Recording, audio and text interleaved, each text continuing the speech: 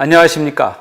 홍성남의 관상 시간입니다. 오늘은 첫 번째 시간으로 관상 계획에 대해서부터 말씀드리도록 하겠습니다. 관상은 통기약이며 일방통행이다. 이렇게 제가 정의를 내렸습니다. 왜 관상이 통기약이냐? 그리고 통기약이면서도 쌍방통행이냐? 이렇게 말씀드리는 이유는 관상은 많은 사람들을 관찰한 걸 토대로 그 통계를 내서 이러한 생김과 이러한 생김들이 어울렸을 때는 어떠한 성격이 나타나고 그 성격에 의해서 행동이 나타난다. 이걸 통계적으로 집계한 것이기 때문에 통계학이라고 할 수가 있습니다. 그리고 관상하면 우리가 나의 관상만 본다고 생각을 하는데요. 결코 그렇지 않습니다. 먼저 나의 관상을 정확히 알고 그리고 나와 관계를 맺고 있는 상대방의 관상을 보면서 나의 관상과 상대방의 관상이 서로 조화되고 조응이 되면서 상생할 수 있는 이러한 행동 반경을 찾아내는 것이 관상의 묘미이며 지혜인 것입니다. 그래서 맨 먼저 관상하면 떠오르는 말이 모두가 알고 있는 말이겠습니다만은 만상불여심상이다. 이런 이야기를 누구나 알고 계실 것입니다. 관상은 마음상만 못하다. 그리고 조금 더 아신다고 하면은 사주불여관상, 관상불여심상이다. 이런 말들도 자주 하십니다. 사주가 아무리 좋아도 관상만 못하고 관상이 아무리 좋아도 심상 좋은 것에 미치지 못한다라는 이야기입니다. 이외에도 관상에 대해서 축약적으로 말씀드리는 내용들이 많이 있습니다만은 우리가 흔히 일상생활에서 쓰는 이 두 가지 부분만 말씀드리고 다음으로 넘어가겠습니다. 관상을 공부하는 데 있어서는 어떤 기본적인 꼭 알아야 될 사항들이 있는데요. 그것이 오행이라는 것입니다. 오행이라고 하는 것은 도표에서 보겠습니다만은 동양학을 공부하는 데서는 기본적으로 알아야 될 내용입니다. 음양오행이라고 여러분들께서 많이 알고 계실 것입니다. 그래서 이 음양오행이 기본적인 부분을 오랜 시간 동안 숙지를 해서 충분히 이해한다고 하면은 거기서부터 동양학에 대한 공부는 시작되는 것이고 관상 또한 그렇습니다. 그래서 오행에 대해서 제가 정리해낸 내용들을 참고 삼아서 잘 숙지를 해 주셨으면 감사하겠습니다. 관상하면은 얼굴을 135위로 부위별로 명칭을 정해져 있습니다. 그리고 그 명칭을 설명하면서 관상풀이, 즉 관사를 해내고 있습니다. 그렇기 때문에 오행과 못지않게 얼굴의 명칭 135부위를 기본적으로 알아야 됩니다. 이 부분이 한 번에 알기는 쉽지 않습니다. 그래서 계속적으로 반복해서 숙지하다 보면 눈에 익히고 또 머리에 기억이 돼서 나중에는 자연스럽게 어느 얼굴이 어떤 부위다 이런 것이 금방금방 알 수 있도록 숙지를 하셔야만이 관상 공부가 시작이 될 수가 있습니다. 그렇다면 관상을 왜 공부하느냐? 사람마다 다 다를 것입니다. 그러나 제가 볼 때는 그 관상을 공부하는 분들이 자신이 갖고 있는 결함을 보완하려고 하는 측면이 가장 강하지 않을까. 결함을 보완한다고 하는 것은 무슨 이야기냐? 관상을 공부하는 목적은 두 가지로 나눠질 수가 있습니다. 첫째는 축일피용, 지인택술이다. 이렇게 정의할 수가 있습니다. 축일피용이라는 것은 기람을 쫓고 흉함을 피하며 인재를 적재적소에 활용해서 좋은 인과관계, 좋은 상생의 관계를 맺어가는 것을 말합니다. 그리고 또한 관상에 관심을 갖는 이유는 뭘까? 많은 사람들이 각자 생각하는 만큼 또 보는 만큼 이야기할 수 있을 것입니다. 저는 이렇게 정의를 내려봤습니다. 이해하고 용납하고 허용한다. 우리가 사람과의 관계에서 그 사람의 입장에 들어가서 생각하면 모든 것을 이해할 수가 있습니다. 그 다음은 이해 다음에는 그 사람의 생각과 행동에 대해서 용납하는 부분이 남아 있는데요. 이 용납이 가능할까? 이건 결코 쉽지는 않은 것 같습니다. 그리고 그 용납보다도 더 어려운 단계가 마지막 단계로서 허용하는 부분이 아니겠는가? 이해하고 용납한다면 그 사람이 행동하는 말에 대해서 그래, 그렇게 해도 좋겠다라고 허용한다고 하는 이 허용하는 부분을 생각해 보면 상당히 쉽지는 않습니다. 그래서 관상에 관심을 갖는 이유는 나를 비롯해서 상대방과의 관계 속에서 이해하고 용납하고 허용하는 이 간극을 얼마만큼 조절해내느냐, 그리고 그걸 통해서 나와 상대가 상극이 아닌 상생의 관계로 가느냐 하는 것을 공부하는, 또 그러기 위해서 관심을 갖는 이유가 아니겠는가, 이렇게 정의를 내려봤습니다. 관상하면 많은 분들이 심상을 이야기합니다. 맞는 말씀입니다. 그러나 이렇게 생각을 해보시면 좀 다른 각도에서 판단해 볼 수 있을 것입니다. 그럼 과연 심상이 뭐냐? 마음이라는 건데, 그 관상을 통해서 심상이라는 것을 어떻게 볼 수가 있겠느냐? 그 방법은 여러 가지가 있을 수 있겠습니다. 각자 나름의 공부를 열심히 하는 방법, 그리고 종교 활동을 통해서 신앙심을 깊은 경지로 끌어올리는 것도 어찌 보면 심상으로 가는 길의 길목이 아니겠는가, 저는 그렇게 봅니다. 그래서 관상은 심상으로 가는 디딤돌이다, 이렇게 저는 이야기를 하고 싶습니다. 그리고 우리가 관상을 공부하는 데 있어서 선입견이 가장 큰 걸림돌인데요. 이 선입견은 제가 모두에서 말씀드린 것처럼 관상은 미신이다, 이런 선입견입니다. 그래서 제가 관상을 도표로 정리를 해봤습니다. 그래서 한 부분은 동양학적인 측면에서, 또 한 오른편 쪽은 서양학적인 측면에서 이 인류 역사, 5천년의 역사를 통해서 봤을 때 동양에서는 관상이 어떻게 발전되어 왔는가, 그렇다면 그 반대편 진영이라고 하는 서양에서는 또 어떻게 발전되어 왔는가, 이걸 우리가 한번 살펴보자는 겁니다. 이걸 살펴보게 되면 관상은 동양과 서양을 막론하고 인류 역사가 생겨나면서 꾸준히 발전되어 왔다는 것을 알 수가 있습니다. 그런데 우리 최근에 관상학에 대해서 바라보는 관점은 해방 이후에 서양 학문이 들어오면서 동양 학문이 어떤 미신적, 특히 이 관상학 부분에 있어서도 미신적 요소가 많다 해서 치부해버리는, 무시해버리는 이런 것이 오랜 시간이 흘러왔습니다. 그러다 보니까 많은 분들이 관상하면 궁금함은 같지만 거기에 대해서는 이건 학문이 아니라 미신이다, 이렇게 치부해버리고 맙니다.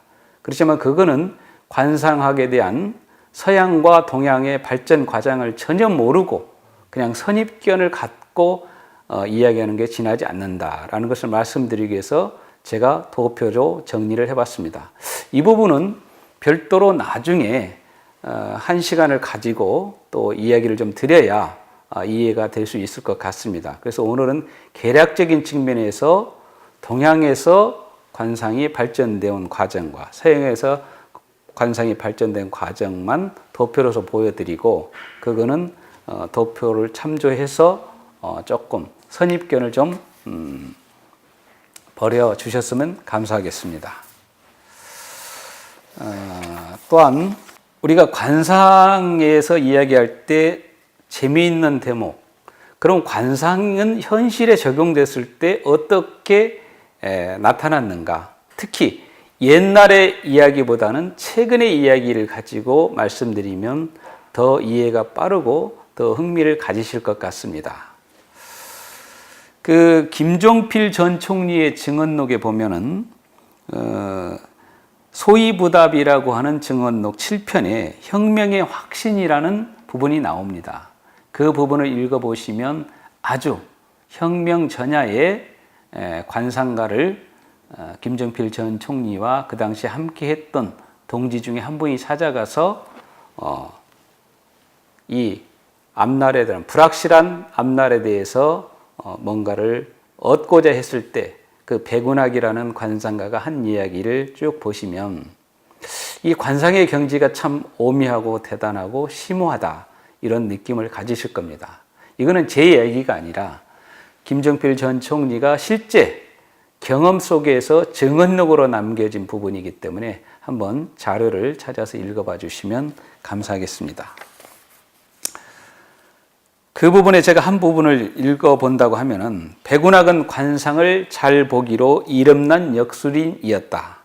자유당 말기에 국회의원 당선과 장차관 취임을 마쳤다고 해서 정계에서 명성이 자자했다. 남산 김준현의 3대 국회의원 당선을 예언했다고도 알려졌다. 또 한 대목은 백운학은 석정선을 보지 않고 자꾸 나를 쳐다봤다. 그러더니 대뜸 날 향해 소리를 쳤다. 됩니다. 밑도 끝도 없는 됩니다였다. 뭐가 됩니까? 내 물음에 그가 큰 목소리로 답했다. 아, 지금 준비하는 혁명. 아, 여보쇼. 누굴 죽이려고 엉뚱한 소리를 하쇼. 나는 백운학 입에서 흘러나오는 혁명이란 단어에 화들짝 놀랐다. 행여 누가 들을까 무서워 딱 잡아뗐다. 백운학은 그런 나를 보고 허허 웃었다.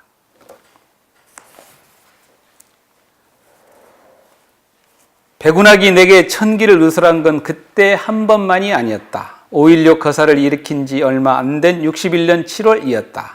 중앙정보부장이었던 나는 백운학을 저녁 자리에 불렀다. 박정희 국가재건 최고회의 의장도 그 자리에 있었다. 혁명 성공을 일찌감치 내다본 인물이니 박정희 의장도 한 번쯤 만나볼 만하다고 여겼다. 서울시청 뒤편 다옥동의 요리집이었다. 시중 들던 종업원 2명을 잠시 물리고 백운학이 박 의장에게 말했다. 각하 한 20년은 가겠습니다. 소신껏 하십시오. 그 얘기를 들은 박정희 의장은 빙그레 미소만 지었다. 아무 말도 하지 않았다. 내가 그 다음엔 어떻냐고 물었다. 백운학은 빙그레 미소 그 질문엔 입을 다물었다. 자리가 파한 뒤 나가는 길에 백운학이 내 귀에 대고 속삭이듯 이야기했다. 이상한 괴인데요. 그 무렵에 돌아가실 것 같아요. 라는 대목이 나옵니다. 그래서 관상은 관상의 깊은 경지에 도달한 관상가의 눈에는 그 사람이 초년, 중년, 말년 운까지 다 보이는 것 같습니다. 오늘날 과연 그런 관상가가 있을까? 여기에 대해서는 우리가 나름대로 판단을 하고 또 그런 관상가가 있다고 하면 모든 분들이 찾아가서 한 번쯤 여쭈어볼 만할 것 같습니다. 그래서 전설적인 관상의 대가, 이 백운학이라는 부분이 그 당시 아주 유명세를 떨쳤습니다.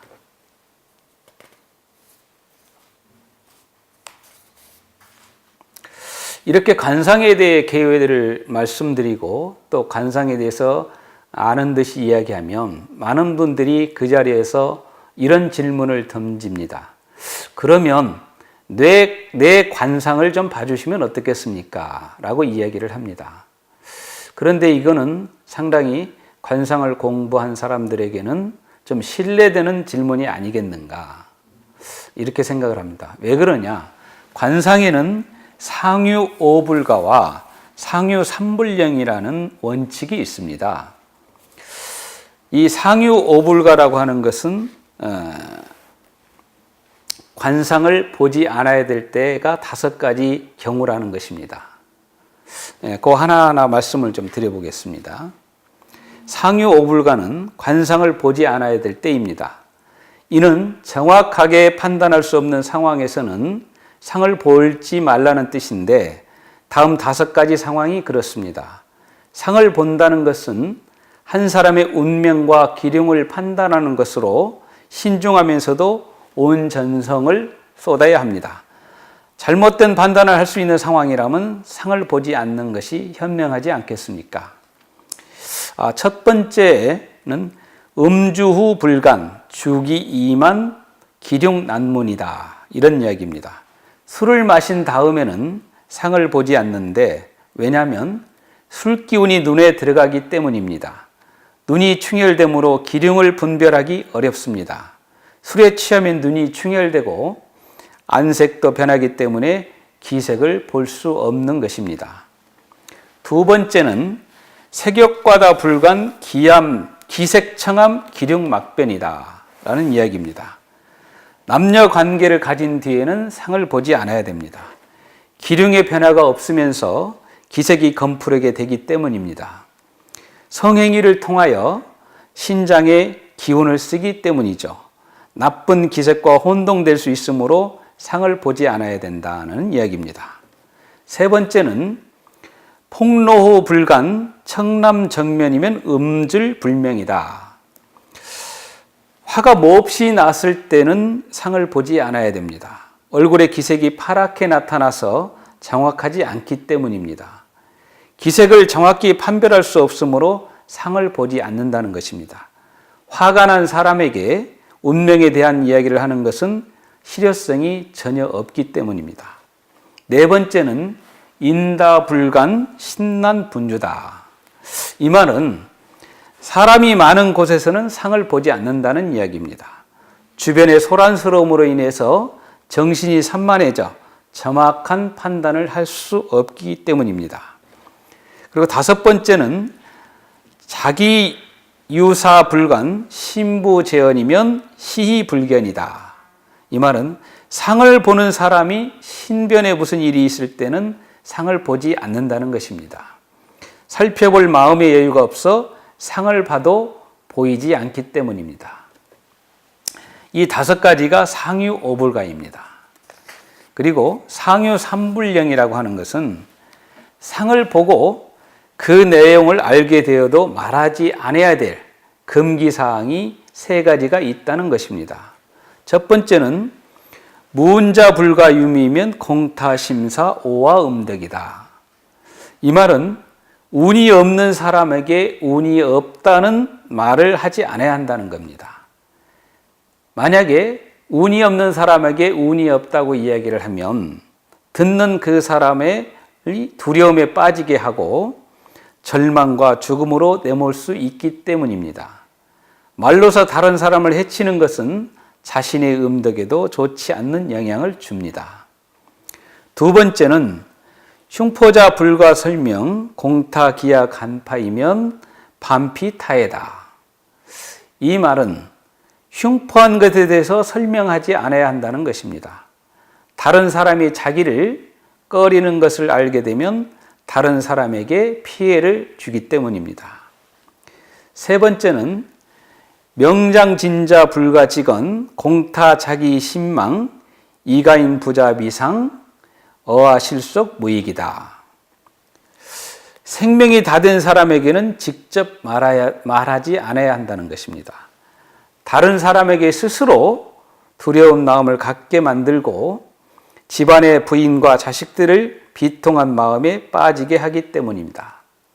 그래서 아무 때나 관상을 이야기하는 사람, 또 관상을 공부한 사람한테 나의 상을 좀 봐달라 하는 이야기는 우리가 앞으로 좀 생각을 하면서 질문을 해야 될 것 같습니다. 아무래도 상이라고 하는 것은 상을 본다, 즉 관사를 본다는 것은 그 사람의 중요한 부분을 비밀스러운 부분까지도 이 얘기를 해야 되기 때문에 여러 사람이 함께 있는 데서 보는 것보다는 관상가와 궁금해서 관상을 의뢰한 사람이 1대1로 마주 앉아서 아주 조용하고 차분한 가운데 또 보는 사람이나 또 관상을 봐달라고 하는 사람이나 청결한 마음과 맑은 정신 상태일 때 서로 상을 보는 것이 정확한 관사를 하는 것이 아니겠는가라고 봅니다. 따라서 앞으로 이런 부분을 좀 생각하시고 관상을 이야기하시고 또 관상을 공부한 사람들이 설명을 할 때 이 관상을 불쑥 나의 관상을 좀 봐주세요 라고 하는 이것은 조금 뒤로 미루는 경우가 좋겠습니다. 이 관상개요에 대해서 설명을 하려고 하면 이 개요만 가지고도 오랜 시간, 많은 시간을 해야 되기 때문에 오늘 관상개요에 대해서는 얼추 관상이 이런 것이다. 그래서 간단하게 설명을 드렸습니다. 다음 시간에는 인중, 우리 사람이 살면서 가장 궁금하고 관심이 많이 가는 것은 나의 수명이 어느 정도일 것인가 라는 것일 것 같습니다. 그래서 우리 사람들이 가장 관심을 많이 갖는 이 인중에 대해서 두 번째 시간에 말씀드리도록 하겠습니다. 감사합니다.